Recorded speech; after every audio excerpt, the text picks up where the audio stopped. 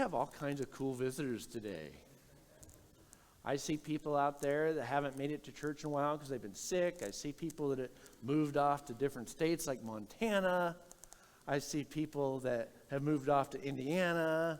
I see people that moved off to Arizona. I don't see them right now, but I know they're here. There's people all over in here. There they are. And actually not Arizona. You guys moved off to Vegas, didn't you? To Vegas. But anyway, I want to welcome you guys and say thanks for being here. And I love all of you and miss all of you. And it warmed my heart to have you.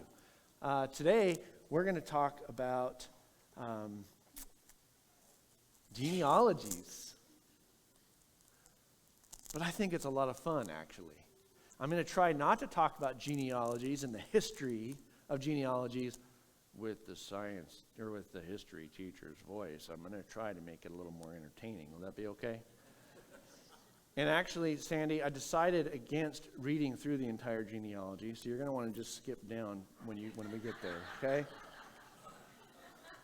I was reading through the genealogies this morning, and I was like, I don't read these out loud very often.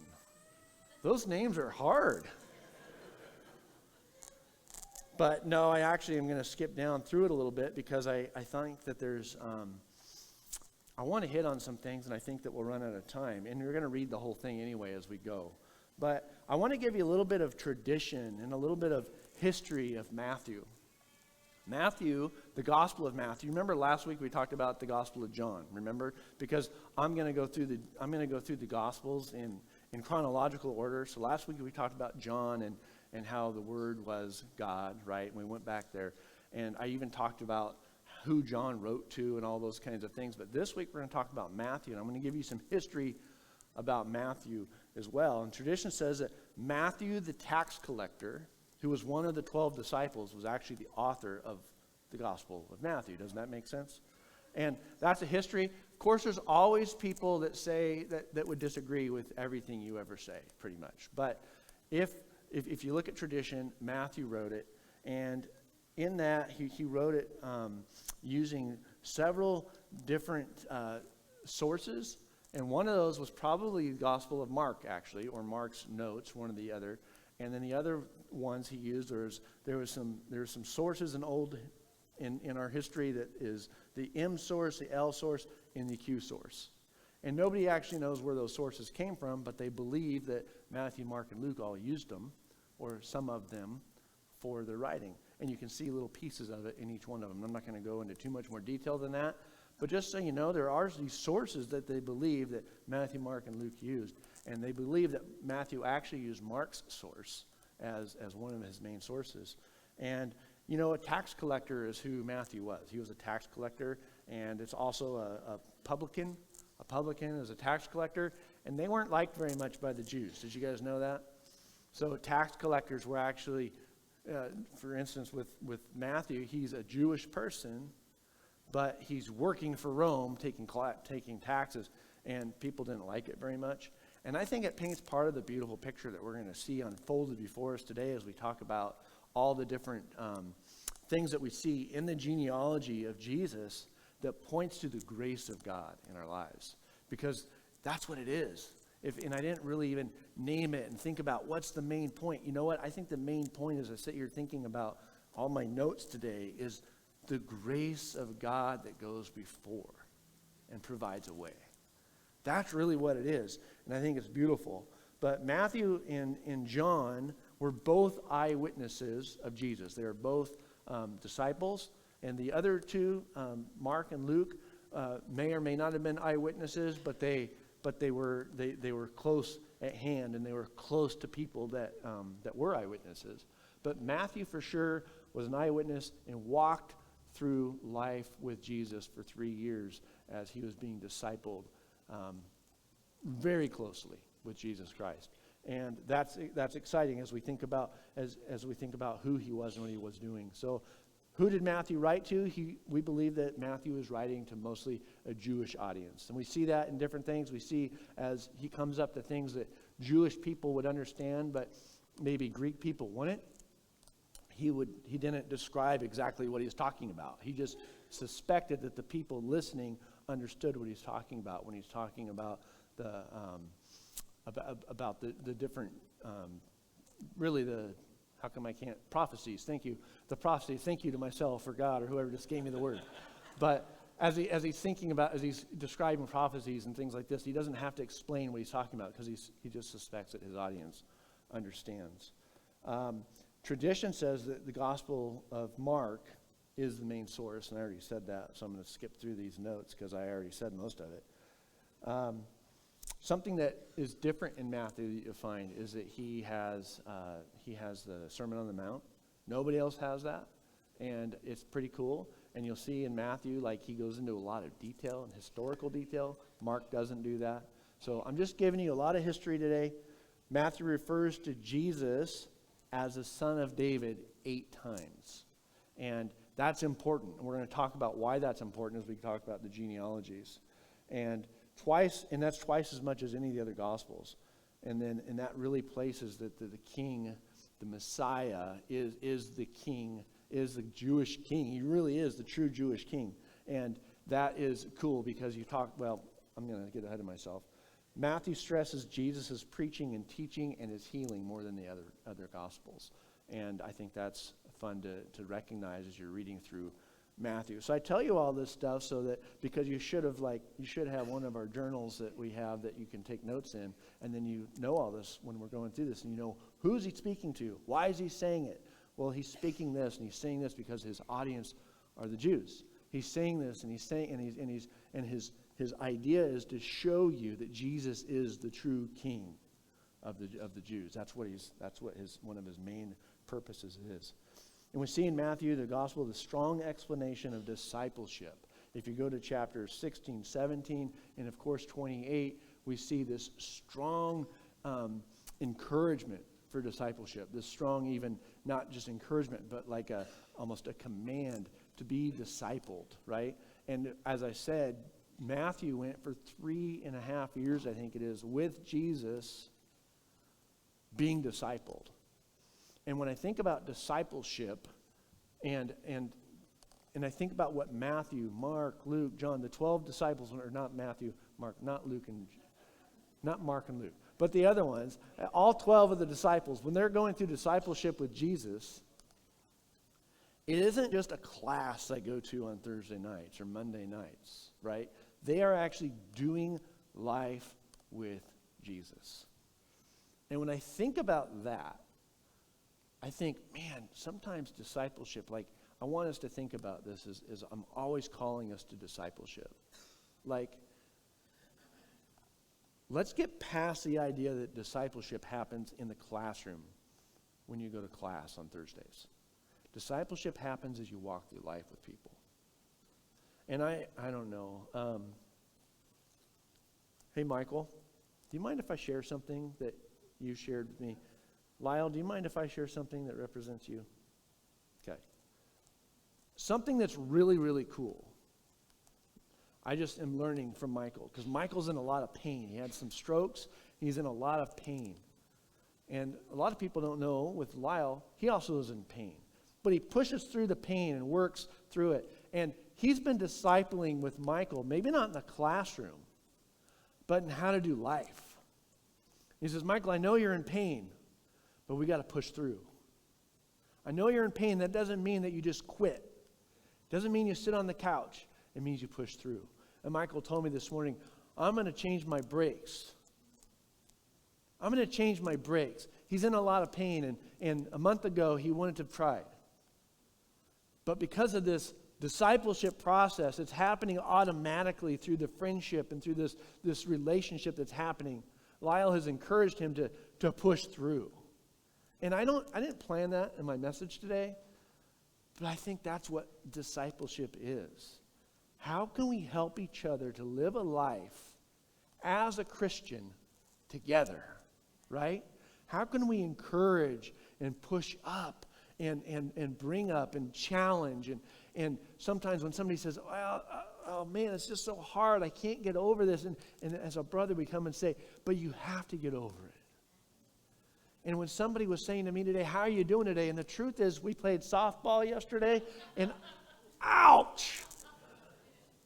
I'm in a lot of pain. But somebody said, how are you doing today? I didn't say, oh, I'm in a lot of pain. I said, I am a son of Jesus Christ. I'm a son of the King. I'm doing really well. I'm doing really well. I can't be better.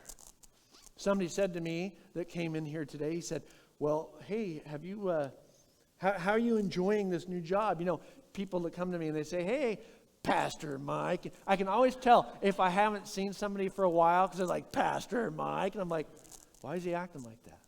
Oh, yeah, it's new to him. It's old to me now. I've been a pastor a while. But a whole 2 years I've been a pastor. 1 year I've actually been a pastor in position, right?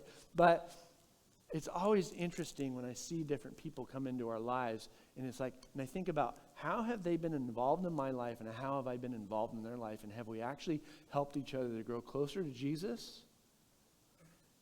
Or have we just been friends and just kept it like this?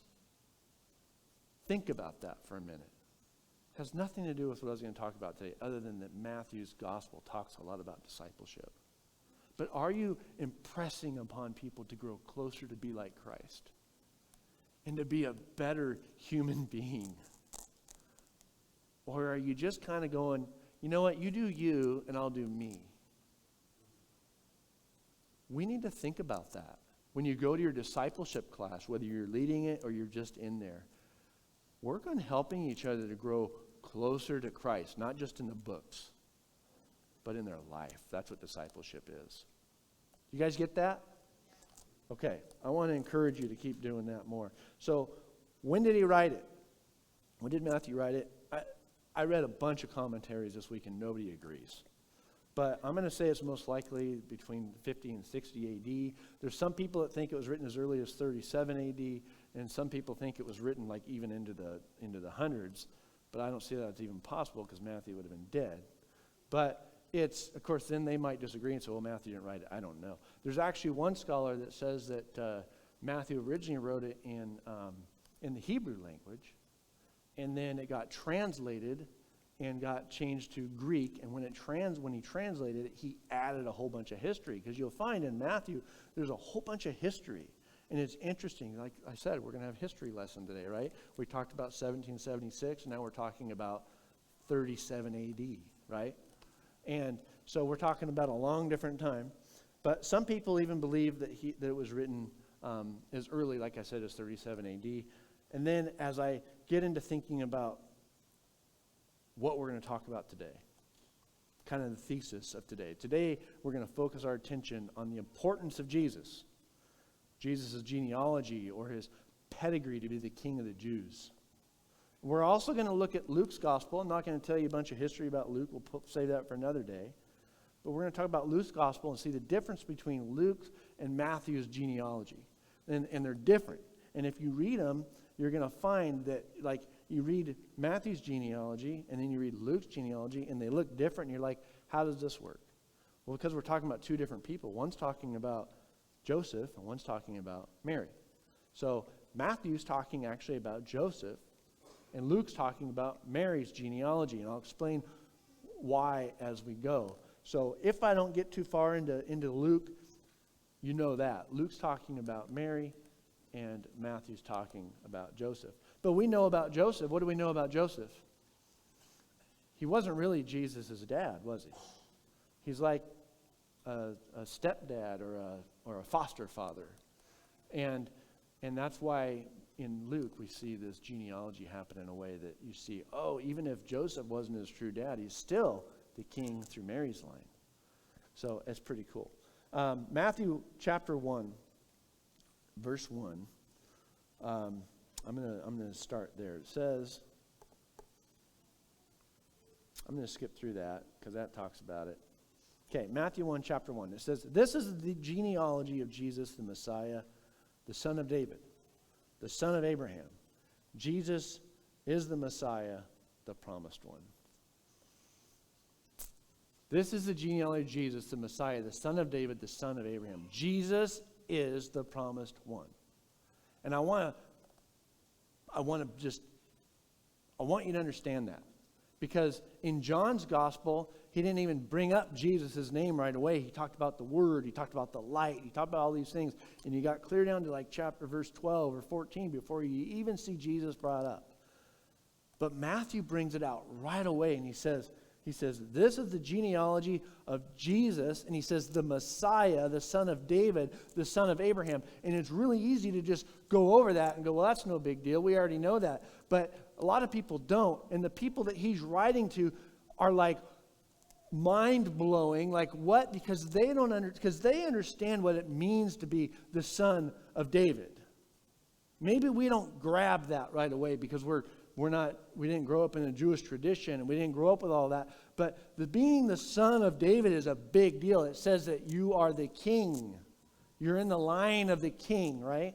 But we are talking about Joseph's genealogy here. But the cool thing is, even though when we get to Luke, Mary is also in the line of David. And it's really cool. But right here, he says, the Messiah, the son of David, the son of Abraham.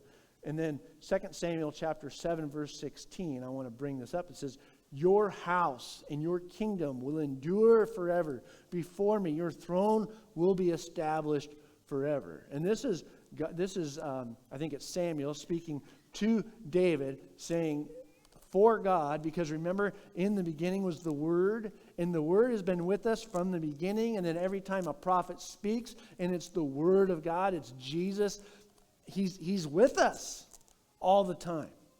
And here he is, he's speaking to David, and he's saying, your kingdom will last forever. And is what he's saying is with that, when I think about that, and I think about your kingdom will last forever. Is what he's getting at there is that someday the king of the Jews, remember, because I just like put this together in my own head today. I don't know why, I'm just kind of slow. But when Jesus was crucified and they put the sign up there, King of the Jews, and the Jewish people were like, we don't want you to put that sign up there. But that's who he was. God's king. And that's who he is. Isn't that cool? And when you put that together and you think about how David, your son, your descendants will be king forever. And there hasn't been another Jewish king since. Because Jesus is still on the throne. Because even though he died, he rose again. Just like we're going to. Those of us that know Jesus, right? Okay, so that was 2 Samuel. The Messiah, the son of David, says that Jesus is in the line of kings. So now it's important to look back also to Abraham and the 12 tribes, right? Because we got to go back there and look at Abraham and the 12 tribes, because he brings up Abraham's name too. Why does he bring up Abraham's name? Because it's equally as important as David. And in Genesis chapter 12, verse 2 and 3, it says, I will make you into a great nation. All people on earth will be blessed through you. So this is going all the way back to Abraham. That's a long time ago, guys. It's a long time ago. You're going back to Abraham. This is before David. And he says, all nations will be blessed through you. And he says, all nations, meaning that we are going to go into all the world and tell everybody about Jesus Christ, making disciples of all nations, right? All nations will be blessed because of you. God's promises going before. The Word of God going before. And changing people's lives and making a plan for Jesus to come into the world to set us free. In Genesis 15, similarly, it says God promised Abraham that he would have children, as many as the stars in the sky, as many as the sand on the seashore. And you see this promise and this covenant with God where he's saying, Abraham, things are going to get rough, but no matter what, your descendants are going to last forever. And you're going to have so many as the sand on the seashore or the stars in the sky. And when I think about that and I realize and I look out here, and what I see is a whole bunch of sand. Because we are the sand on the seashore. I see a bunch of stars because we are the light of the world because Jesus lives in us. Isn't that good? I just love that stuff. I love how those things all come together. And in Genesis 17, again, God's talking to Abraham. And he says, God makes an everlasting covenant with Abraham that he will make him into many nations, and his children will be kings. Not just sand and not just stars, but they're going to be kings. And then, of course, you take from Abraham, you go down to David. Now, Jacob, the grandson of Abraham, he blesses the 12 tribes of Israel. And the 12 tribes of Israel are actually his sons.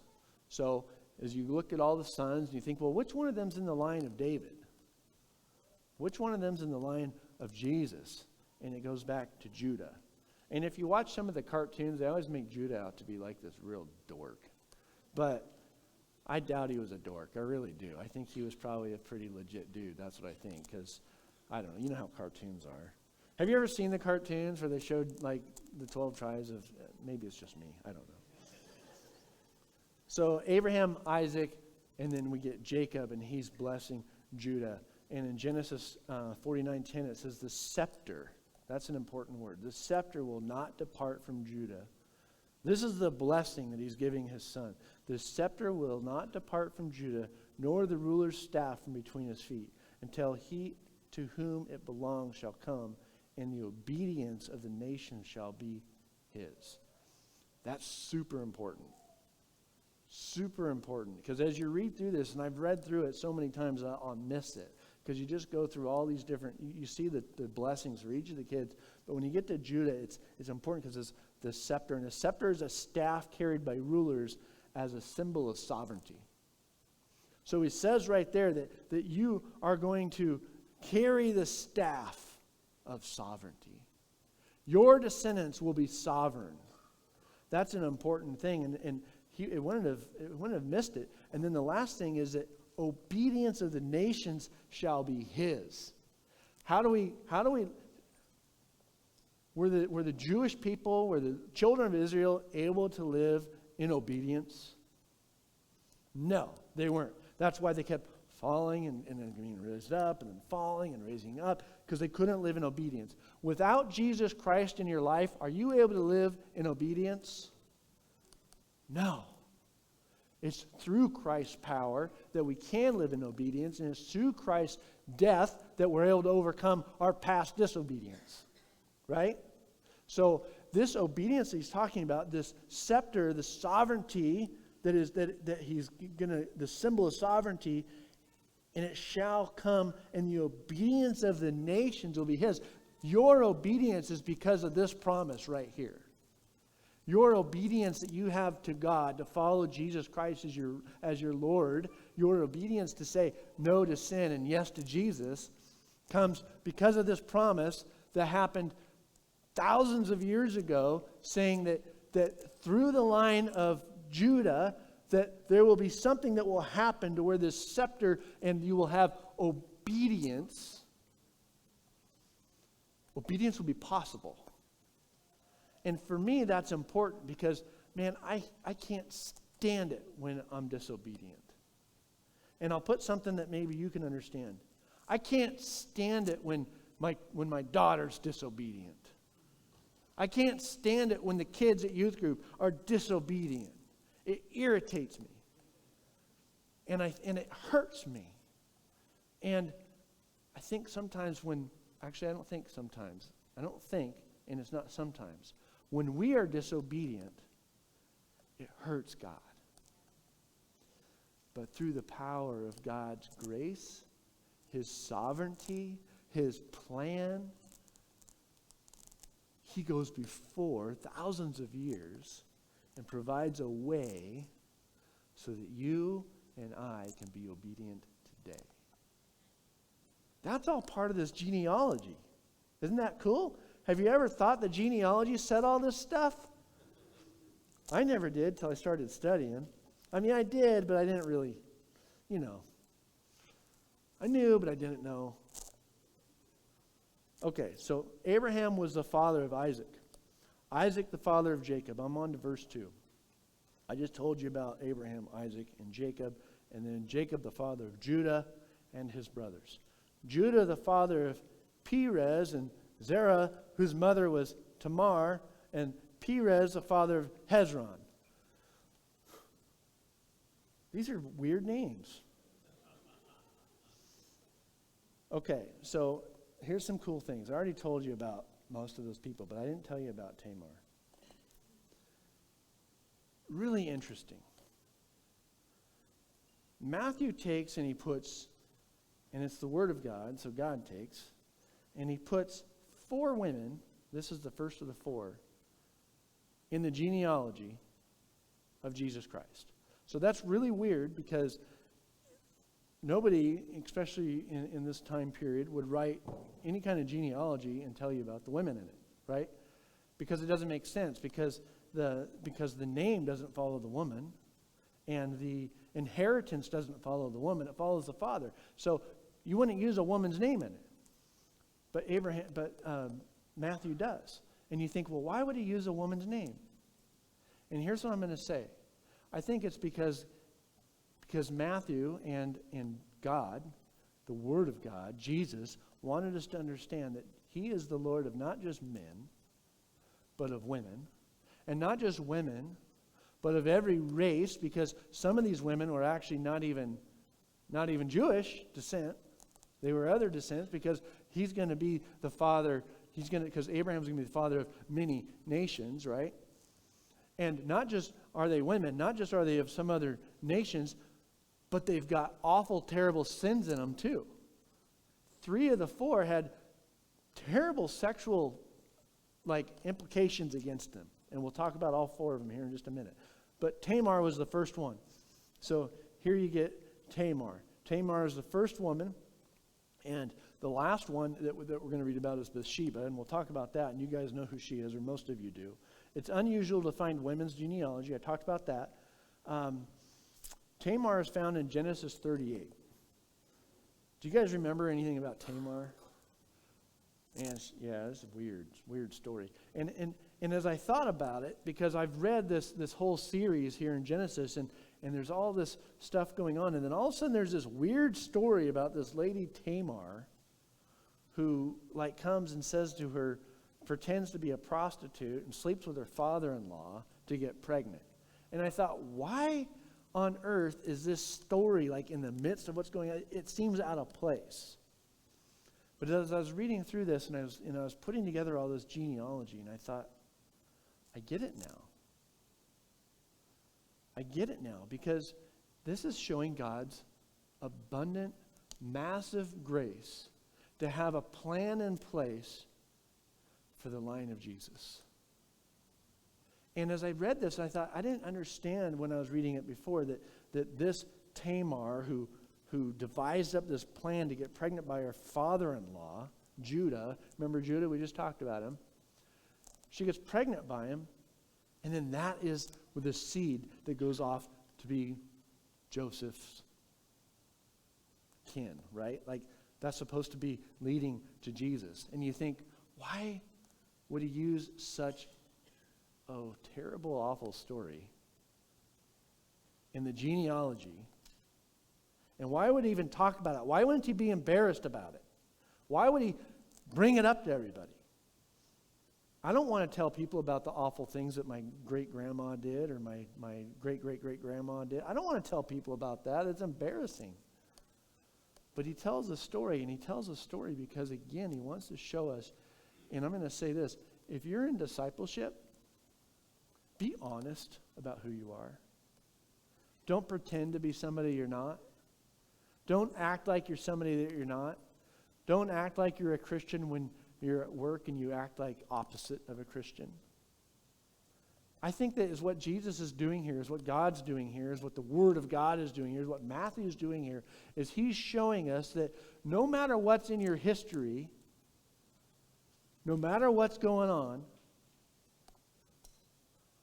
I can overcome that sin. No matter what's going on in your history, you don't need to be ashamed of that history because it's behind you and you're walking forward with Christ in obedience. And I see this and I go, God, you're so good to take this story. And I'm like, I didn't even understand it before. Now as I studied, I'm like, God, you've been planning this little piece of sand that I am my whole life and thousands of years before that. and making a way so that when I share a story about me getting in an accident and 2 people dying because of me, I can go, but I'm not alone because God's got a line of people behind me that are just as rotten, and He gave them provision to overcome sin and overcome their past just like me. Yes. I love it. So that's Tamar. All right, I'm going to move on. Hezron, the father of Ram. Ram, the father of Amminadab. And Amminadab, the father of Nahshon. Nahshon, the father of Solomon. Solomon, the father of Boaz, whose mother was Rahab. Boaz, the father of Obed, whose mother was Ruth. Obed, the father of Jesse. Okay, we just ran across a couple more names. I'm going to tell you about Rahab. She's found in Joshua chapter 21. Does anybody know who Rahab is? Okay. Then Joshua, in Joshua, I'm sorry, not Joshua 21, in Joshua chapter 2, verse 1. Then Joshua, the son of Nun, secretly sent 2 spies from Shittim to go look over the land, he said, especially Jericho. So they went and entered the house of a prostitute named Rahab and stayed there. Okay, so now we've got this other prostitute, right? And it's like, okay, why are we talking about prostitutes in the line of Jesus? And I was thinking about this, and I'm not going to hit this one for very long because I'm going to get past it, but this prevenient grace that we see God doing in the lives of people is amazing. Because Joshua sends these spies in, and they find this prostitute. I don't know why they found the prostitute, doesn't go into that. I don't know what they were up to. But they find this prostitute. They go into her home, and she protects them. And they tell her if they protect them, that they'll make sure that she's protected when they come and destroy the city. And there's a story in there. It talks about that she lives in the wall, right? Because she hangs this scarlet, I think, it's been a while since I read it, but she hangs this scarlet yarn or something outside of her window, and they climb down, I believe, is what happened there. But she lives in the wall. And if you go back and you think about Jericho, and what happened is that they marched around the city 7 times, and they yelled and they shouted, and the walls crumbled, right? But Rahab survived. And she lived in the wall. And as I think about that, and I think about God's sovereignty, His prevenient grace that goes before, He says, okay, here's what we're going to do. You're going to march around, and the wall's going to collapse. But where she lives is not going to collapse. It's going to stand intact. And you guys are going to go in, and you're going to destroy everybody inside, but you're not going to destroy her. And you think about thousands of people in war with spears and swords and bows and arrows and blood everywhere in this awful scene that you see, and this prostitute's protected. Because they said that they would protect her, and God honored that. And somehow, with all these soldiers, without radios, without loud announcements, with, microphones and things like this, knew not to kill this one lady that's in this town, and she's not even Jewish. She's protected because of God's sovereign grace, preparing a way so that one day this little piece of sand can have salvation. Man, I miss so much when I read through the Bible. I miss so much when I read through the Bible. Okay. We see Ruth in this too. Did we see Ruth in that one? Yeah. Boaz, the father of Obed, whose mother was Ruth. Obed, the father of Jesse. So Ruth, there's actually a book written about Ruth, and she's the only one that, from what I can see, she didn't have anything to do with a sex scandal. Like, she seems like a pretty righteous gal. But she's not Jewish. Isn't that weird? There was written a book about Ruth's life and how she came to know Boaz, and as it turns out, Ruth is the grandmother of King David. And when you recognize and you go back to verse 1, and it says that Jesus was the son of David. Did you know that Jesus wasn't the son of David, but David was like his great-great-great-great-grandfather?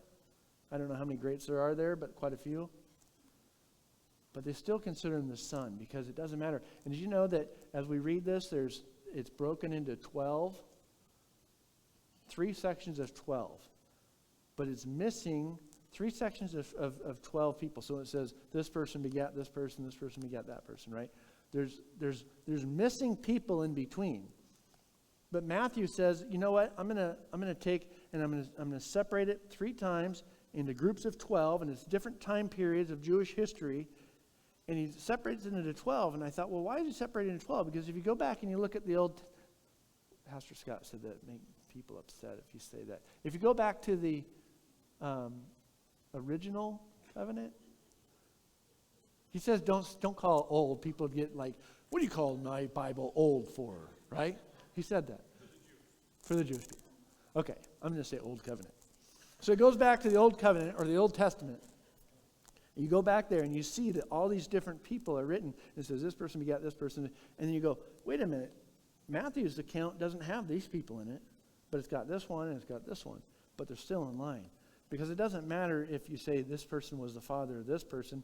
As long as they're in the line, it all counts, right? And the reason that he did this, the best that I could find, and I'm kind of got ahead of my notes, but that's okay. I just won't talk about it later, is that in here it says that he broke it up into 3 sections of 12 is because if you go back and you look at the Hebrew language and you look at the letters of the Hebrew, the word David in Hebrew numerical letters, because numbers and letters are kind of the same, it says David. So if you take this, did I say that right, Scott? Do you know? Or are you kind of going, what's he talking about? What you talking about, Willis? Maybe when I get to my notes, I'll explain it better. See, when I try to talk outside of my notes, this is not good. I'm not that smart. Okay, so here I'm going off to verse 6. And Jesse, the father of King David. David was the father of Solomon, whose mother had been Uriah's wife. More scandal. Uriah's wife, come on. So you got King David, and I already talked about King David. 2 Samuel chapter 7, verse 16 says, your house and your kingdom will endure forever. Before me, your throne will be established forever. King David's important. God made this promise with King David. He says, you are a man after my own heart.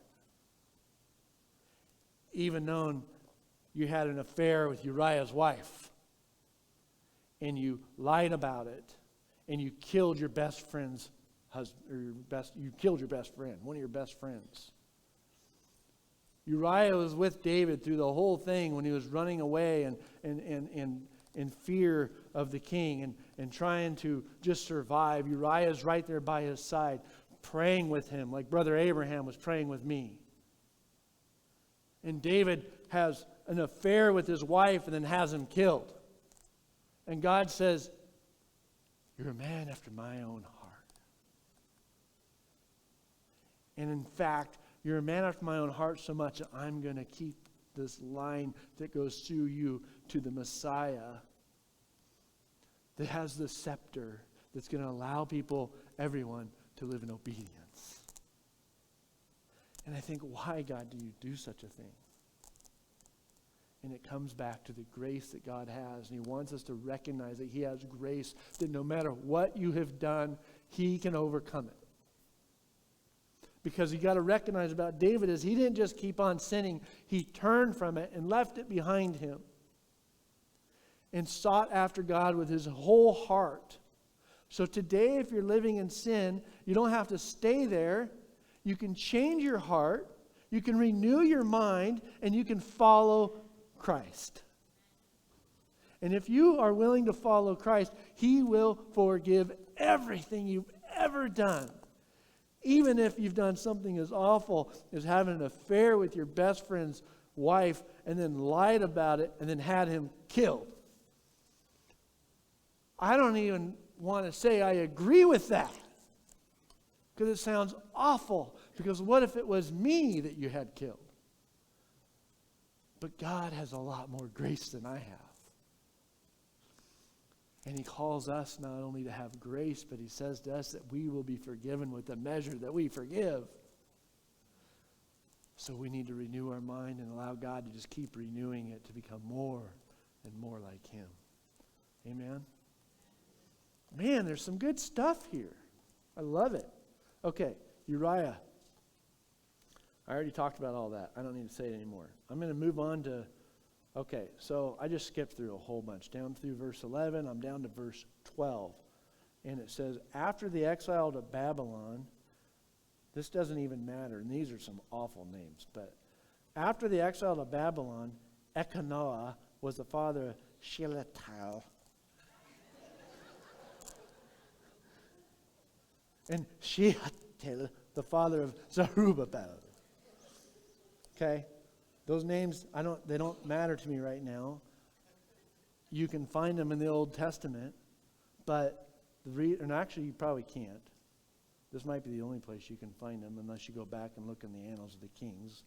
But in verse 12 it says, we start the time period that is known in the intertestamental time, and this is a time when there's no biblical writing telling us what happened.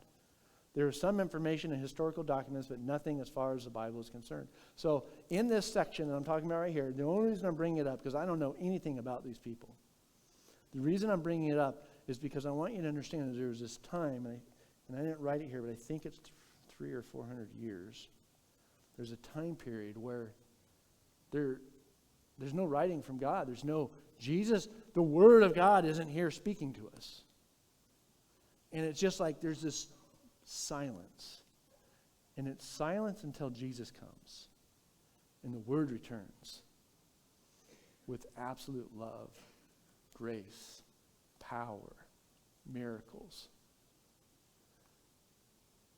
And the idea that Jesus came and not just lived this life and did miracles and died and rose again, but he conquered sin and death forever.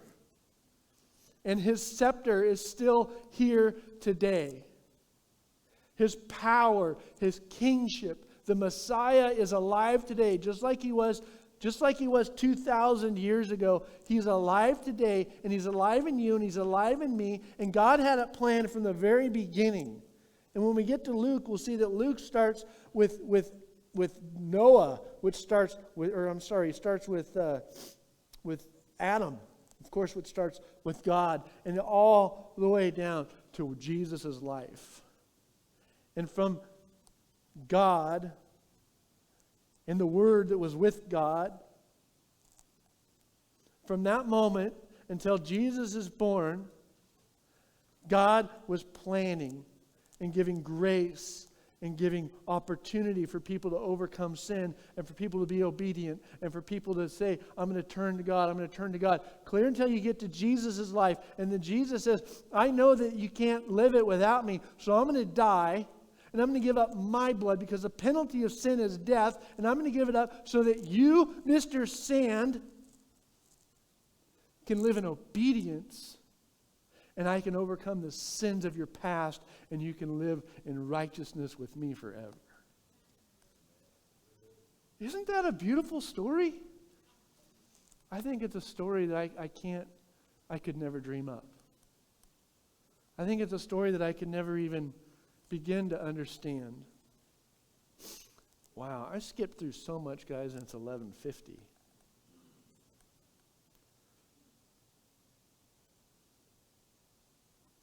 Verse 16.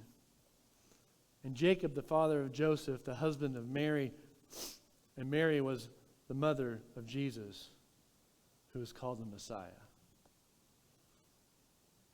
It says that it's in Jacob, the father of Joseph.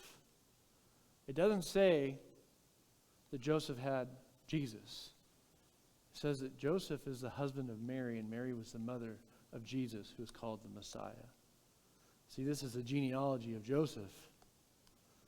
The human pedigree of Jesus that leads to Joseph is not what's important.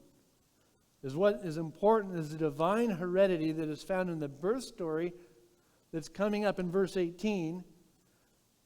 That says that the Holy Spirit came and Mary became pregnant with God's Son.